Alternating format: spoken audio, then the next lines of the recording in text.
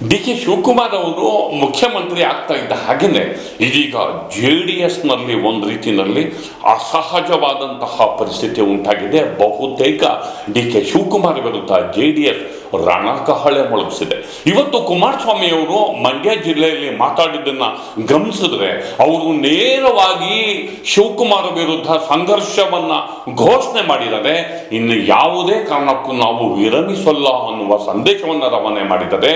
ಹಳೆ ಮೈಸೂರಲ್ಲಿ D K Shivakumar ಅವರನ್ನ ನಾವು ಮಟ್ಟ ಹಾಕೋದಕ್ಕೆ ಹಣಾಹಣಿ ನಡೆಸ್ತೇವೆ ಎನ್ನುವ ಸಂದೇಶವನ್ನ ಸ್ಪಷ್ಟವಾಗಿ ರವಾನೆ ಮಾಡಿದ್ದಾರೆ. ಹಾಗಾದ್ರೆ ಅವರು ಯಾವ ರೀತಿಯ ಸಂದೇಶವನ್ನ ಯಾಕಾಗಿ ರವಾನೆ ಮಾಡಿದ್ರು? ಒಂದು, ಎಲ್ಲ ಮುಖ್ಯಮಂತ್ರಿಗಳನ್ನ ಸಾಂಪ್ರದಾಯಿಕವಾಗಿ ಭೇಟಿ ಆಗುವ ತರ ಕುಮಾರಸ್ವಾಮಿ ಅವರನ್ನೂ ಭೇಟಿ ಆಗ್ತೇನೆ ಅಂತ ಡಿ ಕೆ ಶಿವಕುಮಾರ್ ಹೇಳಿರೋದಕ್ಕೆ ಅವರು ಸ್ಪಷ್ಟ ನಿರಾಕರಣೆ ಮಾಡಿದ್ದಾರೆ. ನಮ್ಮ ಹತ್ರ ಏನು ಬರೋದು, ನಾವೇನು ಸಜೆಷನ್ ಕೊಡೋದು? ಅವರು ಅಧಿಕಾರಕ್ಕೆ ಬರುವ ಮೊದಲೇ ಅವರೇನು ಹರಿದು ಹಾಕಿದ್ದಾರೆ ಅನ್ನುವ ಶಬ್ದವನ್ನ ನಮ್ಮ ಮೇಲೆ ಅವರು ಹೇಳಿರ್ಬೇಕಾದ್ರೆ ನಮ್ಮಿಂದ ಅವ್ರು ಸಜೆಷನ್ ಪಡೆಯುವಂಥದ್ದು ಏನಿದೆ? ಹೀಗೆ ಕುಮಾರಸ್ವಾಮಿ ಅವರು ಗರಂ ಆಗಿದ್ದಾರೆ. ಒಂದು ರೀತಿಯಲ್ಲಿ ಕಾಂಗ್ರೆಸ್ ವಿರುದ್ಧ ಹಳೆ ಮೈಸೂರಿನಲ್ಲಿ ನಾವು ಯಾವುದೇ ಬಡಪೆಟ್ಟಿಗೆ ಜಗ್ಗುವುದಿಲ್ಲ ಎನ್ನುವ ನೇರ ಸಮರದ ಘೋಷಣೆಯನ್ನೂ ಕೂಡ ಮಾಡಿದ್ದಾರೆ.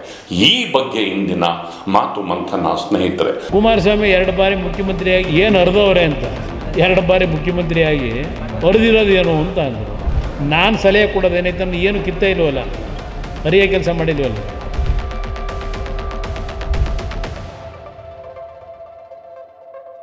ಗೆಳೆಯರೆ, ಇದು ನಿರೀಕ್ಷಿತ.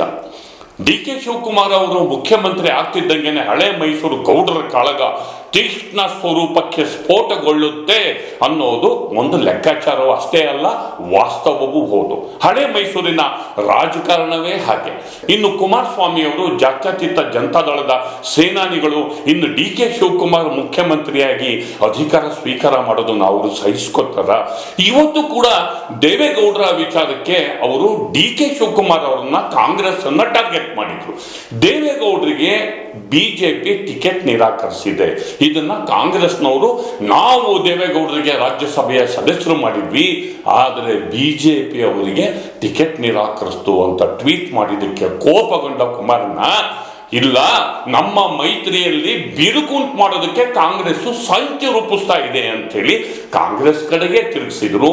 ದೇವೇಗೌಡರಿಗೆ ಟಿಕೆಟ್ ನಿರಾಕರಣೆ ಆಗಿದ್ರು, ಆ ಬೇಸರ ಅವರ ಮನಸ್ಸಲ್ಲಿ ಇದ್ರು, ಅಲ್ಲಿ JDSನ ಕಾರ್ಯಕರ್ತರಲ್ಲಿ ಆಕ್ರೋಶ ಇದ್ದರೂ ಅದನ್ನ ಡೌನ್ ಪ್ಲೇ ಮಾಡಿದ್ರು.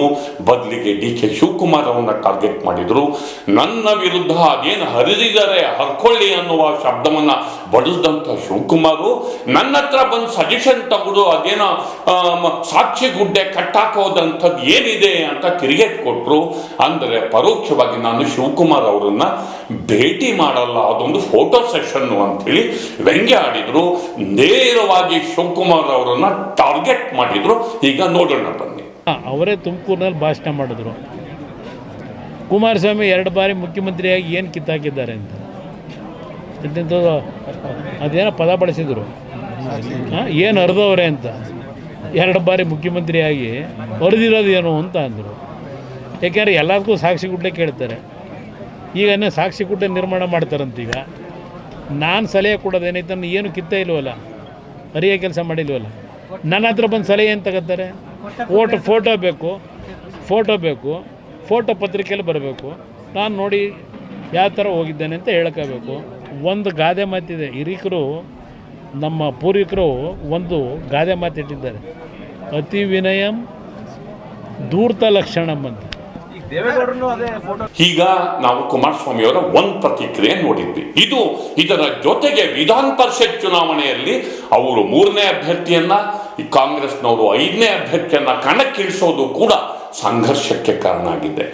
ಸಮಯ ನೋಡಿ JDSನಿಂದ 3-4 ಶಾಸಕರನ್ನ ಹಾರಿಸಿ ಆ ಪಕ್ಷವನ್ನು ದುರ್ಬಲ ಮಾಡೋದು ಶಿವಕುಮಾರ್ ಸ್ಟ್ರಾಟಜಿ ಆಗಿದ್ರೆ, ಇಲ್ಲಿ ಬಿಜೆಪಿಯ ಸಹಾಯ ಪಡೆದು ಕಾಂಗ್ರೆಸ್ನಿಂದಲೇ 1-2 ನಾವೇ ಹಾರಿಸಬಾರದು ಮತ್ತು ಮುಖ್ಯಮಂತ್ರಿ ಆಗಿರುವ ಡಿ ಕೆ ಶಿವಕುಮಾರ್ಗೆ ದೊಡ್ಡ ಮಟ್ಟದಲ್ಲಿ ಅವ್ರದೇ ಪಕ್ಷದ ಶಾಸಕರನ್ನ ಕ್ರಾಸ್ ಮಾಡಿಸಿ ಅವರಿಗೆ ನಾವು ಡ್ಯಾಮೇಜ್ ಮಾಡಿದ್ರೆ ಅವರ ವರ್ಚಸ್ಸಿಗೆ ಇನ್ನಷ್ಟು ಧಕ್ಕೆ ಆಗುತ್ತೆ ಅನ್ನೋದು ಕುಮಾರಸ್ವಾಮಿ ಅವರ ಲೆಕ್ಕಾಚಾರ.